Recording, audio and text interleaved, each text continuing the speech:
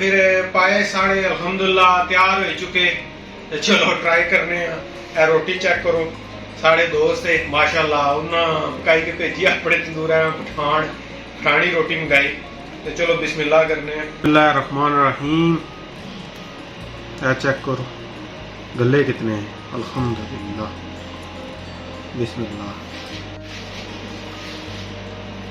माशाल्लाह आला।